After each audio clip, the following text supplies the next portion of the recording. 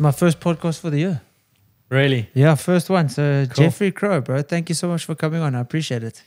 It's a pleasure, JC. It feels like I know you already, but actually it's the first time we've met. And that's actually the special thing about social media is, being able to know someone, not actually know them, but feel because I've seen so much of your life, you've seen a lot of mine, is you get to know the person. But for you yourself, do you think the person that you portray on social media is very similar to, who you are as a person in general? So my online presence is quite unique. It's really all about my running, and I try and keep my private life outside of that. You do share like a little bit of your family though, but nothing like obviously very major. small. Yeah. My family's very private, so I don't. I try and keep my private life private, but everything relating to running, you kind of see it's all out there. And Just gonna move this a bit. Yeah. I do think what you see is what you get. What I try and put out there is an authentic version of myself. So it might be curated in a way, which I think everybody has to do, being on social media, just trying to represent the brand that you want to put out there, but in an authentic way. So I think what you see is what you get. Because I just listened to David Goggins' audiobook and it just had me thinking, and I just speak about it now.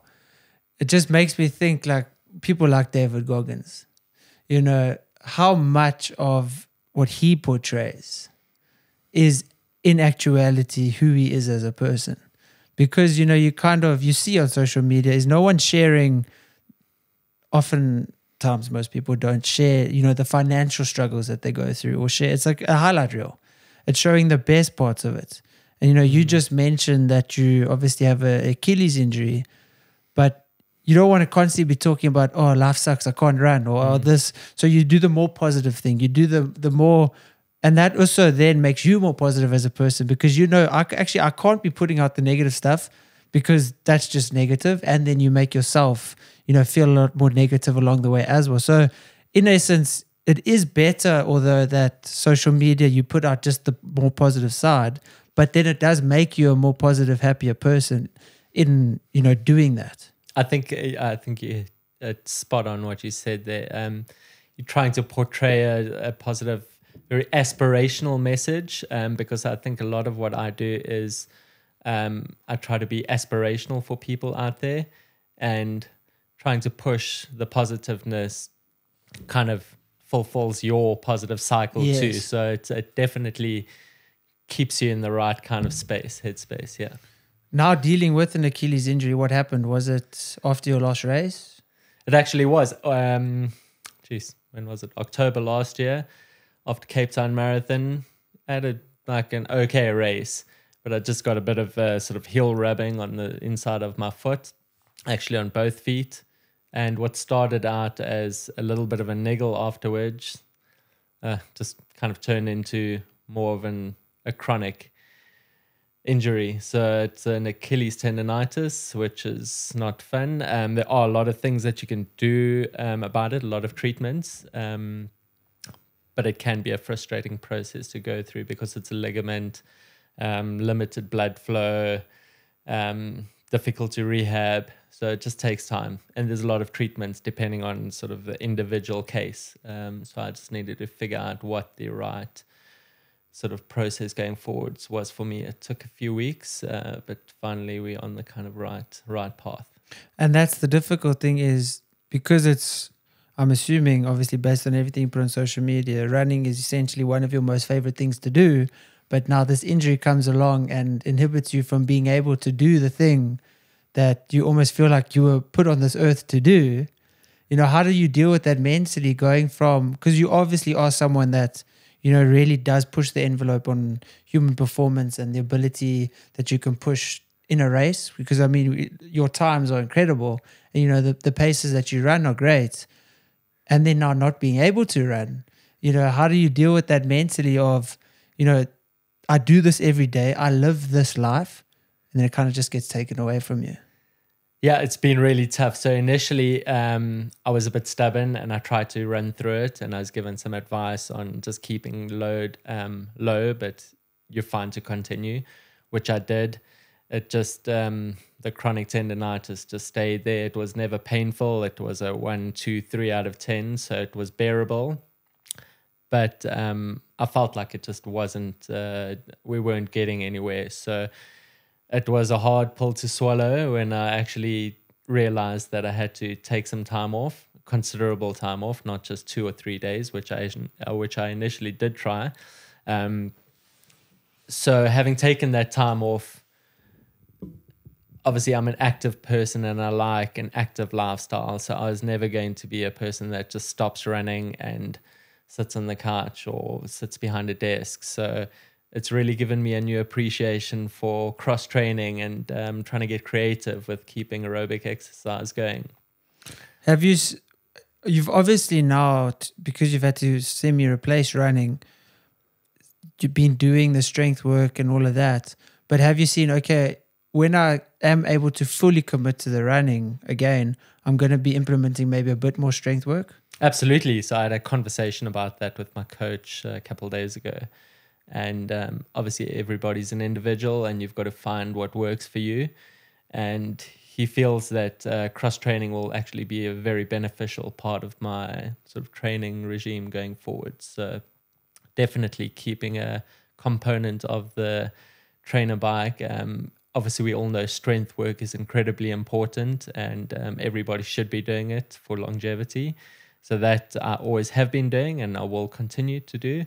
But actually incorporating some of the other aerobic exercise through using a cross trainer or a salt bike, ergo machine. So definitely going to be incorporating those into my training going forwards. Yeah, I've seen a massive benefit from, because when I first got into endurance, it was cycling, and how I wouldn't cycle for, let's say, when I was preparing for like an ultra. I wouldn't cycle in that period because obviously I was just running. Then when I got back on the bike, without cycling for 12 weeks, I could easily go do 100 Ks. And I was like, if I was doing these, hand in hand, they would be complementing each other so much more. And that's just the benefit of when you're cycling, you're using a different type of, obviously the different muscles, being used in a different way. But then even just your body's utilization of energy stores and everything is slightly different, and they can benefit each other. Yeah, so definitely you're kind of compounding your aerobic fitness where you're working your heart and you're working on your efficiency a lot through both of those types of exercise. But obviously being on the bike, it's very easy on the joints, non-impact, versus being out on the road running, using the sort of motion, going through the strides. You get different benefits from both, and compounding both. I think there are exponential sort of growth opportunities in that. What first actually even just got you into running? Have you always been into running? I feel like I've always been an athletic person. I never had the opportunity and time to really pursue it how I wanted to. So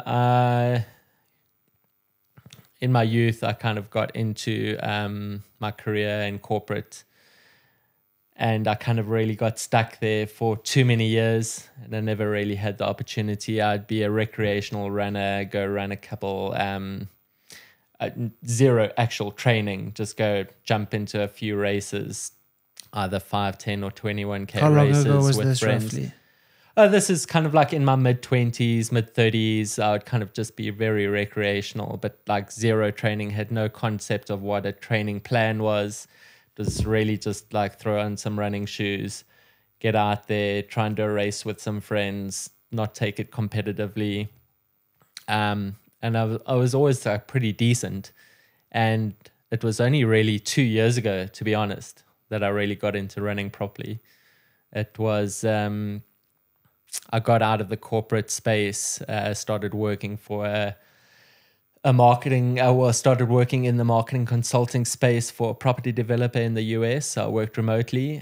So I did, with the time zone differences, I did have the opportunity to sort of train a little bit more in the mornings. And then one of our projects got into arbitration or legal issues, and literally overnight, I had a lot of free time on my hands, and I made the decision to go all in with running. That's basically where it started. That was towards the end of 2021. Okay, so you make this decision. Was your decision, I'm going to make a career out of this, and part of that is, posting more on social media? Or was it, I'm still working here, yes, I maybe have more time? So now essentially, like, are you full-time running and social media, and are you coaching? Like, what else, other than just getting on the road and running, do you do? So it was quite interesting how it started. So obviously I had a lot of free time open up. I still was kind of on the books with the company that I was working with. So I had the security of getting some income in, but with the free time. So I really started by just journaling my running journey with no specific goals in mind. Just really starting to run, because I think when you start running, you can't cheat the process of getting to where you want to go. There's a process that one needs to go through, and it takes anywhere from 6 months to multiple years. So I just started, and it's taken me to wonderful places. I've met wonderful people. It's been quite a ride in the last 2 years. So I've had a lot of fun along the way. I've been able to train incredibly well under some awesome coaches. I've been able to experience some wonderful races. Initially, you know how it is. You kind of, when you start running or start training, you kind of hit your goals very quickly. And you kind of grow in leaps and bounds. Yeah, you realize, my initial goals actually weren't even that hectic. Yeah. So once you start getting into it, and I think the further you get into it, you kind of set yourself some bigger goals. And with my Instagram page, I really had no idea where it could lead to, and where it has actually become now, or what it has actually become now. And it's attracted a lot of attention. I think it created an aspirational space for a lot of recreational runners. I'm in my early 40s, and I think myself and others have this belief that kind of like you're over the hill a little bit, and you can't like achieve big goals. Like, I wish I had actually started this maybe in my mid-20s, I think, in a way that like I could have become a professional runner. But now, being 43, I've got to find sort of other avenues to kind of pursue in this running space. Because obviously you're journaling your journey through running. What do you just enjoy running shoes? Is that what maybe got you into also then pursuing the avenue of reviewing shoes, or just along the journey did someone say, Adidas or whatever, I'm going to send you a pair? Or how did that work its way into it? Yeah, I mean, it started as just like a regular bloke having 2 or 3 pairs, well, not even 1 or 2 pairs of running shoes. And I met a couple guys along the way. What I did was quite early on, I changed my Instagram handle or Instagram account to be like very running related. It was my personal account. And a lot of friends and family members said, we really love what you do, and we want to see you kind of like go all in. So I was like, yeah, let's do it. Why not? And I modeled the page on a few other guys in the sort of like running shoe review sort of industry space. A couple guys overseas. And I'd always see them with like just getting these boxes of shoes and like getting all these incredible products that haven't been released yet. So, and I was like, wow, that's pretty cool. Like to be able to receive shoes that kind of haven't been released yet or haven't hit the market yet is something that's going to be like quite unique.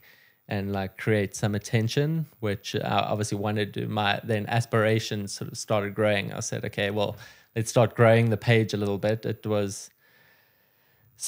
kind of started there. I got some really good advice from like close friends, guys that became close friends. Actually, some guys sent me shoes, kind of just to help me start my way. They said like, we can see you're obviously enthusiastic about what you do. You're a very like talented runner, and like I've got a couple close friends here in South Africa that have sent me shoes. Some local companies, like run shoe shops, and a couple international guys. And I think the kind of passion started there. I think the bug bites, and well, I know. So it started. So it's kind of started from 2 or 3 shoes, and now I'm on like, I don't know, maybe 70. Well, you've got that whole that wall. When I first found your page, I saw this wall, and I didn't know. Like, I thought maybe you owned a shop or something. I'm sure it's obviously by design to have this massive wall. And then I realized, I think I saw the one video where you were repacking it, and then I saw, it's in your house. It is, eh? It is, yeah. It's in my house. It was in my dressing room, and my wife wasn't very happy about that. The collection started getting a bit big.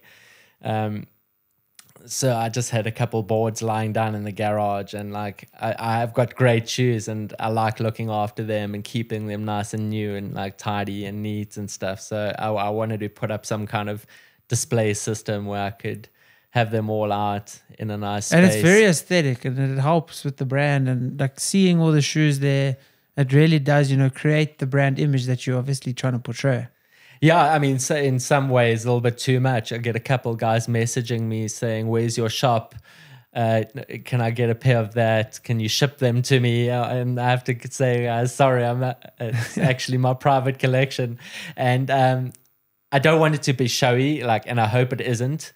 It's just kind of a cool thing to be able to collect and have a lot of running shoes, and it helps with my credibility and the sort of authenticness of me being able to review running shoes, being in a lot of different brands, and being able to talk about them with some credibility, comparing them directly. Are you able to say your favorite brand in general, all around? Because obviously there's trail, there's road, there's tempo, there's race, all around, encompassing all of them. Do you have a particular favorite, or do you not want to maybe say? Because obviously... So I'm an independent reviewer. I've got no sort of long-term or permanent ties with any one sort of sports brand or shoe company. I do review all of them, and I've got a working relationship with all the different brands. Okay, let's say then maybe the brand that in general has the best variety of everything. Because obviously like Nike might be really good with their race shoes, but then their trail shoes are pretty bad. So like in general, all-rounder, who would you say? Maybe like top 3, so that we don't give everybody asks the question. So it really comes down to personal preference. So my opinion is my opinion. It might what works for me might not work for everybody. So I just want to put that out there. I always advise people to go and try on as many shoes as possible, because their advice, I do give out a lot of general advice, but obviously when it comes down to it, it's what works for you. Yeah. I mean, there's a lot of really incredible shoes out there. I feel like the technology that's come out and innovation in the last few years has really been across the board, and they're all pushing the limits, which is really great for the industry. It gives the consumer a lot of option. So in that sense, I don't have one brand that is better or that I like more than the other. Like you spoke about the different categories. So you get anything from sort of daily trainers to recovery shoes to tempo shoes to speed workout shoes to racing shoes to sort of like the top end super shoes. So I guess in each of those categories, I do like have a favorite shoe. And you might have seen recently I put out at the end of 2023, I always kind of like to wrap up the year by sort of giving a little list of like my top shoes for the year that I've tested. So I do have a list like that. I don't know if you want to go through the shoes. Yeah, why not? Cool. So I was incredibly fortunate to be able to be invited by Adidas Global to go visit their headquarters in Germany. That was in November. That's very cool. And they released a brand new daily trainer, which is quite innovative, where it's the only daily trainer on the market that has a supercritical foam. That's called the Supernova Rise. So that shoe was released. So what's a supercritical foam? A supercritical foam is the midsole of the shoe, which a lot of them are sort of EVA based, which is sort of like the entry level type foam, which is going to give some rebound, not a hell of a lot of energy return, not very snappy, but firm. So each brand has got their own sort of system that they use. Supercritical foams are considered foams that are top of the range, have a lot of innovation, sort of like they've got something called PBA or PBAX. So is that like your Zoom X on yeah, Nike the as equivalent opposed of a to Zoom their, X. what's the other one? On like the Pegasus, the lower React, Nike React foam, and then so it's the like Zoom the X, difference between yes. that, and there has to be a differentiation. I think you can't build every shoe the same, and there are daily trainers in some ways do need to be simpler shoes where they can be a lot more durable. Because also if it is a daily trainer, maybe less research needs to go into it so that it can be cheaper. Or at least there needs to be some sort of, distinguishing Some differentiation, factor. yeah, Something that absolutely. makes the more expensive foam in some way better because you're paying more. Yeah, absolutely, and they cost more. The raw product costs more. Okay. I would say the R&D is the same throughout, so that doesn't really differentiate. Like, I mean, there's an incredible amount of innovation that's done in each shoe that's put out there. I guess it just comes down to the cost of the raw material and how it's produced, and sort of how it's brought to market. It needs to sort of fit within a sort of a price bracket.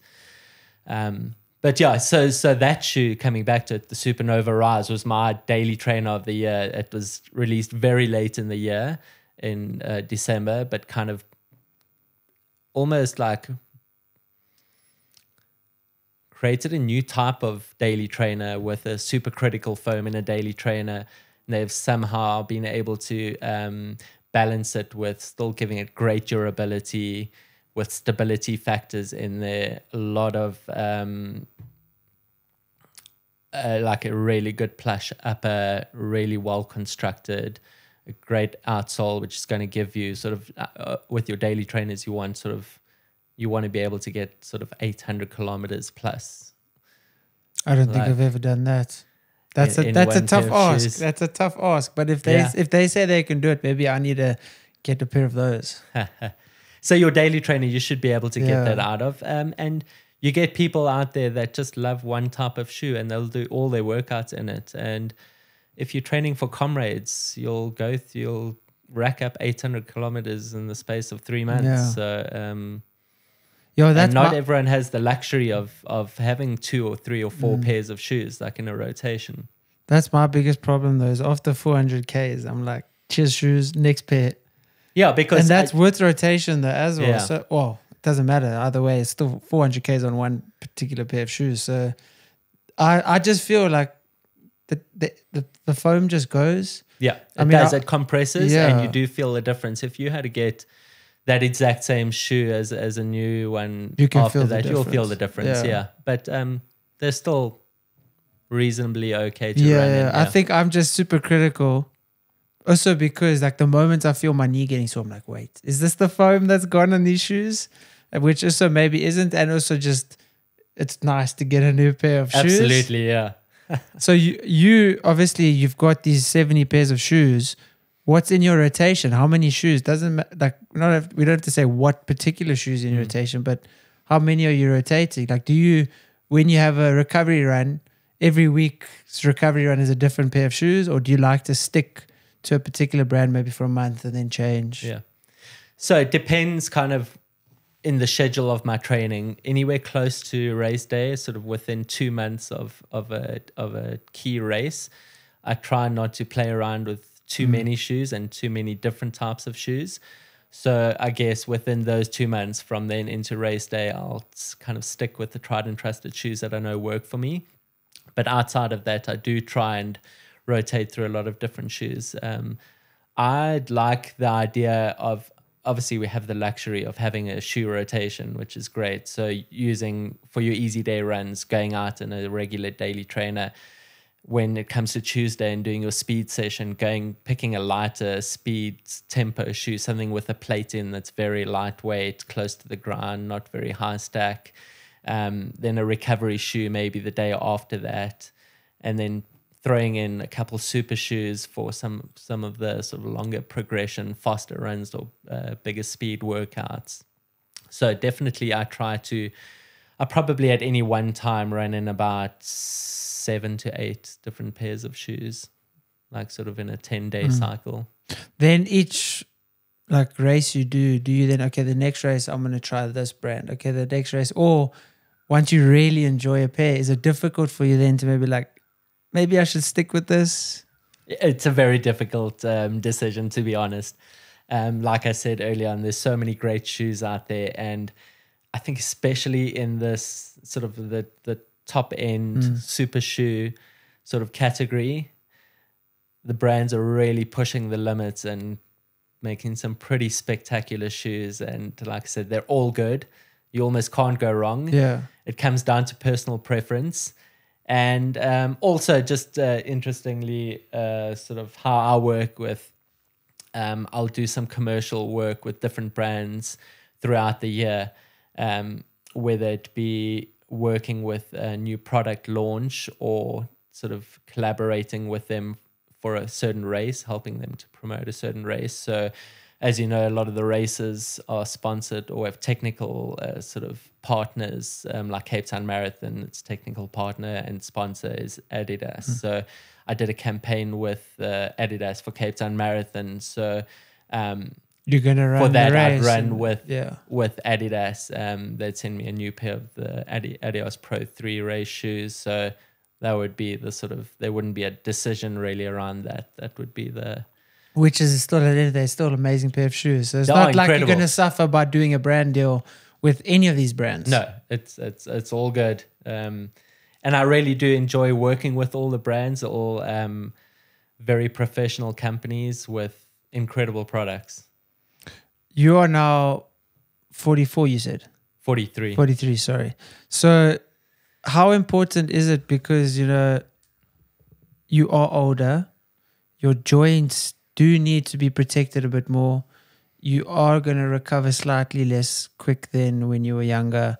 You know, do you find yourself running more, you know, going more towards the cushion shoes, or do you find yourself even sometimes then doing speed work with a slightly more, you know, softer shoe? Or like, do you find your body takes strain if you run in like a low stack shoe all the time, you know, having the age factor in it?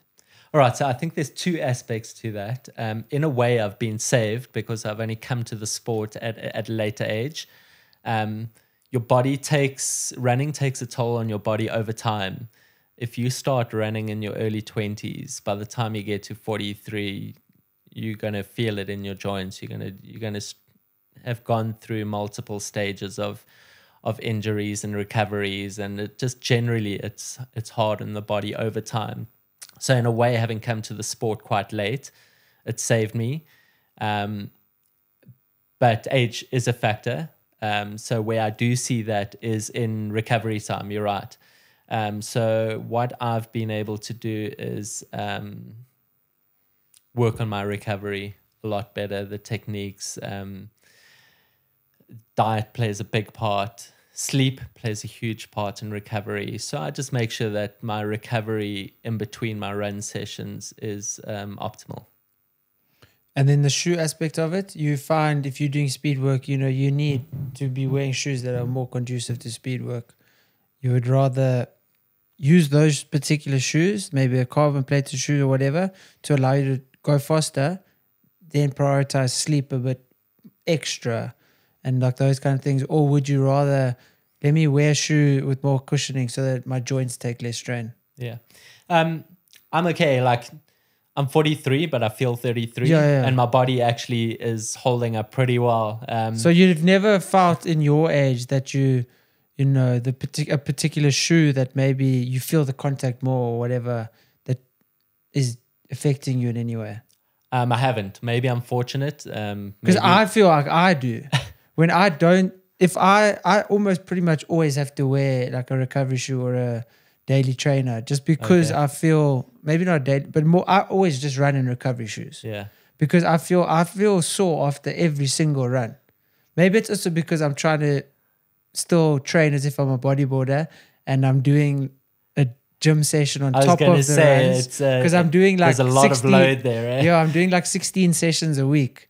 So that's why I think obviously my body takes a lot of strain, is there's no actual recovery time other than maybe during the day or when I'm sleeping. So I permanently am running in, you know, max cushion shoes, other than maybe, you know, once or twice. Like I'll do a race in a max cushion shoes just because I feel like my joints just can't take. You want that comfort. Yeah, but also my joints could be under more strain because of, even if I'm young, I've still been gymming and doing heavier weights for like the last 14 years. So that's also weight training with the running. And then I'm still an infant in the running aspect. So maybe my body is also adapting to the strain. Does take time, yeah. But I think you're absolutely right there with your bodybuilding and running. You're putting your body under load. It might be a different type of load, but it all adds up, yeah. So that could be a factor. My brother actually recently just got, or he's always been fit and played hockey and all of that stuff, but he's also a bodybuilder. Not also because I'm not anymore, but he's a bodybuilder, and now he's just started getting into running. And it was just such an interesting conversation I was having with him about what shoes to get, because as a first-time runner, I say first-time runner because he hasn't run in so many years, you know, he's sending me photos of it. Should I get this Adidas? Should I get this? Should I get, you know, these shoes? But then, as you know, what advice would you give someone like that who's getting into running for the first time? Because my advice would be, don't try get like even tempo shoes. Maybe start with a daily trainer. Like what would you say to someone? So it's an incredibly confusing space. Yeah. If you aren't on top of the different types of shoes. And I think even if you were a runner and you left the sport a couple of years ago and came back into it now, the options are just so immense. And what I kind of like to do is also educate my followers. I get tons of questions on along that line, sort of like, I'm new into running, I'm not too sure where to start, like, can you help me out? I'm looking for 2 pairs of shoes. I have perhaps a budget of X amount. I'm only going to be running 3 times a week to start with, but I do want to run this 21K race in 2 months' time, which I'm training for. So I get a lot of questions like that, setting out these scenarios, and I try and give advice where I can, and try and lead them sort of into correct decisions. And I think also, just to add to that, I think people put too much pressure on themselves and too much sort of give too much power to the shoe, where I think nothing beats solid training. Yeah. I've seen that like many you time. now could be in terrible shoes and I could be in the best shoes, but you being the better runner are still going to outperform me. So, I mean, I like to run my races in super shoes because I do think it gives you that bit of edge. There's definitely a difference. Like you can feel it when you run with not speed orientated shoes, and then you put on the speed orientated shoes, and then you start running. You almost have to, like, sometimes I'll be wearing, let's say, a daily trainer or a recovery shoe, and then I'll put on more speed or tempo style shoes, and then I'm running, I'm like, yo, I actually need to slow down. Like, they're making me run faster. So they're lighter, they give you more energy return, they've got a more aggressive rocker, which allows you to kind of tips you onto the forefoot quicker and allows your sort of stride to just be more efficient. So there's definitely benefits in that. But having said that, I've been to many a race where I've been beaten, like, and I think I've done quite a good race, and I've been beaten by guys that are running in a very average pair of shoes. For whatever reason, he might not been able to afford a better pair of shoes, or it's just a training run for him. But I think nothing beats proper fitness and training. I think people give too much power to a shoe. So ultimately, it's not really about the shoe. It's more about the training. But it is nice to have a nice shoe. I think also if you're looking good and feeling good, I think that confidence does help. So that's another aspect of having a new pair of shoes or something that you're in where you feel like you've got an edge. Yeah, I think the aspect of a shoe being expensive, the aspect of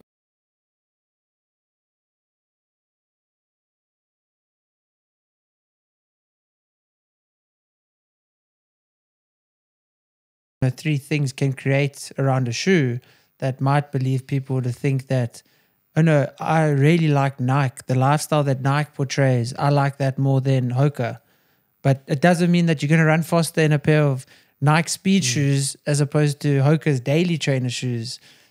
Well, that's without the correct training. Absolutely. I mean, but that's what the brands try and put out there. They have all of the elite athletes and sort of these incredibly toned and fit sort of fitness people and models in their shoots. And it's aspirational. You see that and you say, wow, I want to look like that. I want to be as fast as that person. Those shoes are going to make those shoes. So in terms of your running, obviously now you're a little bit injured, but were your goals when you started running more to be as fast as you can and to improve speed, or was it more, I really just love running, and then you just saw, okay, well, I love this and I keep getting faster, or was it, I want to be fast? Well, my Instagram account is called Let's Run Faster. So I've always wanted, I think I've always been the kind of person to push the limits. I always want to try and be the best version of myself, whatever that takes. And I think there's still more to come, which is exciting. There are obviously a lot of things that you got to put in place to be able to achieve that.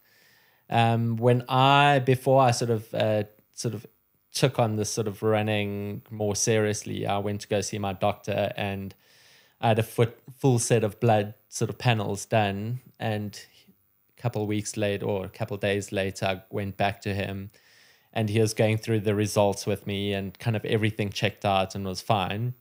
And he said, well, this is pretty cool. Like, I'm so glad that you're actually deciding to go into running, because what I can see here, and he circled a couple figures and he said, I don't know if you know this, but you're probably capable of like a 2:45 marathon. And I kind of laughed out loud. At this stage, had you done a full marathon yet? No, I hadn't done a marathon yet. And I kind of laughed out loud. I was like, there's no way that I can run a 2:45. Like, are you crazy? Like, that's like professional level kind of thing. And I mean, I'm like 3 minutes off that. And I'm going to London in April. And so is that obviously now your goal for PB at 2:45? Yeah. So like that's always stuck in my mind. So I'm like, he thinks that's I'm capable of that. And like, obviously me being me, I want to better that. So, I'm doing London Marathon in April. And I'm hoping to go into 2:45. So currently now, what's your fastest? 2:48. 2:48. Was that in London previously? No, I haven't done London Marathon. You did the one in Copenhagen at the end of last year. That was a half marathon. Half. Yeah. So, we can go over some other races. But yeah, Cape Town Marathon, 9 October, did a 2:48. And it wasn't a great race. I didn't have a good race. And I did a 2:48, which is still a really good time, which I'm ultimately happy with. I was disappointed at the time because I was trying to go for a low 2:40s in there. I thought I was in the right shape for it, and I was. It's just towards the end of the race, I had a few sort of issues that popped up. What would you say set you back from being able to? Oh, absolutely, yeah. So I got a stomach stitch, like a muscular stitch. And when you're pushing at those speeds, it's like, what do you do about it? You kind of just have to keep going, and hopefully it just goes away. Yeah, so it was disappointing. I think the strategy that I did was totally perfect. I fueled well. I started conservatively, got to 32 kilometers, and that was the time that I decided to put the hammer down. And I did. I put the hammer down and I ran for 2Ks at, what was it, like 3:30, 3:40 pace, which I then wanted to complete the next 10 kilometers at, which would have given me the low 240s. And I got 2 kilometers in, so up to like 34 Ks, and I just got this muscular stitch. And subsequently, we figured out that it was due to taking on too much hydration during the race. So every marathon, you learn something new. So that was disappointing. I ran with the stitch. I was kind of doubled over in pain, still just trying to keep a half decent pace just to be able to finish the race in a decent time. So I ran a 2:48. What did your pace go from once you started feeling Yeah, so I was stitch? running at like 3:50 pace, and I wanted to then drop it down to like 3:35 in the last 10 Ks, but it ended up going up to like 4:15 pace, which is like, I've run way better runs even at that distance, like 30-40 kilometer progression runs in training, and felt way better up here at altitude in Johannesburg. So that was disappointing. Like, I had it in me. It was just that muscular stitch that kind of How set did me that back. hydration? What did you do? Like, was it water? Yeah, just taking in too much water during the race. How do you plan your nutrition and your hydration in terms of, do you have people at certain points? Do you try carry a few things just in case? Like, how do you as a runner? Yeah, both. I think that's the biggest component of racing, is getting your fueling right. Your nutrition before and your hydrating before the race, and then getting your fueling right on race day. It's probably the biggest factor which will dictate how your race goes. Especially when you're sweating that much, your body's performing at that level. The nutrients in your body get used up like this. Yeah, your And body's an engine, yeah. and you've got to fuel it. And I think most people racing don't realize that. Obviously, your training gets you into the type of condition and fitness state to be able to run the way that you do in a race. But on race day, it really comes down to fueling. And when people talk about hitting the wall, that's basically your body running out of fuel. Well, I mean, if we look at your Instagram name, Let's Run Faster, how do we run faster? What is your method? Because, everyone, there's the general method that's pretty much utilized by everyone in running. But you personally, how do you improve your times? How many, within let's say a 7-day period, do you implement speed work, hills, roughly? So I'm a big believer in the sort of 80-20 rule, where 80% of your work must be zone 1 and 2 sort of low heart rate training. That's really developing your engine, getting your heart and your lungs working very efficiently, pushing oxygen through down to your cells and your muscles. And then the other 20% is working on your speed work. And that's through track days, interval works, progression runs, those type of runs. But 80% of my training is low heart rate training, which builds the engine, which gives your body the endurance and capabilities of working very efficiently. So when we talk about running faster, it's not being able to run as fast as you can, because we can go outside right now and sprint down the road. That's not running faster. Running faster is being able to keep up an average pace over a certain distance.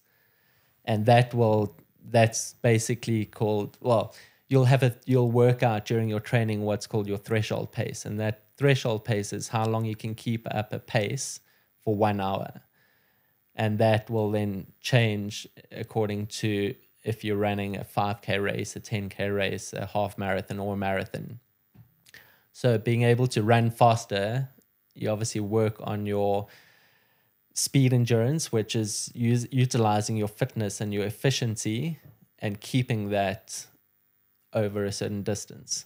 So that's when we talk about being able to get faster. It's keeping a certain speed over a certain distance. And that is what is interesting, especially for beginners, is people will think, if I'm going to run faster, I just need to do lots of sprints and lots of pushing myself as hard as I can. And then you don't get faster. You maybe hit burnout. Your immune system takes knock. Your body's constantly sore. Then you can't perform better. Whereas the slower you run, the better you'll get, actually. Yeah, absolutely. Obviously, you do need to implement the speed work, but there's more benefit from, if you actually have to look at it, just implementing slow runs than just implementing fast runs, because then you're just going to burn yourself out entirely. Absolutely. In training, you would burn yourself out totally. You can't run fast every single day. And if you did, you would get faster, but very short term, but it wouldn't be sustainable. You could go into a 5K race and perhaps run 5Ks very fast. But then if you want to push that onto a half marathon or marathon, you're going to be able to run 8Ks out of a marathon really fast and then destroy yourself and be nowhere and walk the second half of the marathon, which is pointless. It's not very clever. So now you're trying to work with this injury. I mean, obviously you've got 15, 16 weeks until the race. So how are you going to manage this to be able to prepare properly? Obviously, because obviously you're a relatively seasoned runner, you need 12 weeks? Yeah. So I'm coming off a relatively good base. I had a really solid training block going into Cape Town Marathon. I took a little bit of time off after Cape Town Marathon with the intention of picking up, just continuing the training until the new year, which we are in now, and then starting the training block from now going into April, which would be 16 weeks. Coming off a solid base, you only really need 12 weeks of proper marathon training. So I'm not panicking right now. I know this time. I was, however, quite frustrated. It's frustrating seeing people around me continuing their training and really smashing it and doing really well. And there I am on the training bike and kind of just watching. But it's fine. We've got, I think it's about 14 weeks now. So I should be up and running by the end of the week. Good. Yeah. So rehab is very important. It's perhaps this is a different conversation to have, but being very intuitive with your body and listening to your body is hugely important. It's something that I've learned through my training over the last year and a half. Yeah, because it's a fine line. I'll wake up and I'll be really sore, and then I'll think, oh, maybe I actually have to rest today to get better, but also maybe I'm just being lazy. Am I being lazy? Am I really sore? What's the thing? Okay, I'd rather injure myself than be lazy, so let me just go. Everyone goes through that. I even go through that. So it is difficult, but you kind of get more fine-tuned, and you'll know what kind of training you've done and kind of where you need to be at. And you realize if you're pushing a little bit too hard, it's actually more beneficial to take a rest day than try and push through and be a hero. I've also found, I'll wake up really stiff, really sore. Then as the day progresses, then I'll say, okay, no, maybe I shouldn't run today. And as the day progresses, I kind of warm up, get a bit better. And I'm like, oh, actually I can run. And then maybe just go for a run in the afternoon and do that session anyway. Then maybe realize you didn't have to run. Yeah. And the worst thing with that is having regret. Yeah. Saying I should have just run this morning. With training, there's no 1 or 2 workouts that are going to make a difference. With training, it's all about consistency. And it's the combination of layering all of that work on top of each other that really creates the result at the end of the day. And also what's nice is if I'm feeling really sore, I can go run. And after 2 kilometers, I can be, actually, no, I shouldn't be running. You can just run home and you can stop. Or you can do your 5K, your 10K, whatever. Just do it slowly. There's still going to be a good benefit. It could just actually benefit you more by shaking out. Doing a small recovery run, and then you actually are ready to go again. Yeah, I'm a big believer of when you're feeling good, you push hard.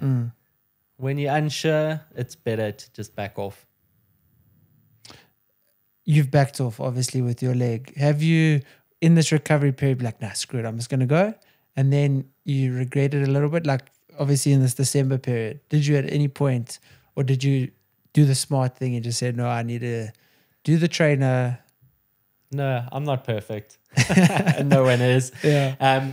Especially I was away in Cape Town over the December period. And it's just, you just want to run there. Yeah, obviously it's a nice location and you meet up with friends. I like running with like different guys in the community and connecting and hooking up and stuff. And like, I had an opportunity, well, I had multiple opportunities to go running with different friends in different locations. And perhaps stupidly, I kind of just pushed through it. Did So it make any of it worse? It did. It did. Yeah. So I probably did a few runs that I probably shouldn't have. Looking back initially. now, do you regret that? Or is it just, okay, well, this is the reality, No. adapt? I try not to live with regret. It's fine. It's like in the past, it's happened. You just you've got to live in the moment and think about where you're going forwards. Awesome. Well, bro, I want to thank you so much for coming on, and I want to wish you all the best with that recovery and all the best with getting that time in April. It's an absolute pleasure. Thank Awesome. you, Jesse. Great And talk. thank you guys for watching.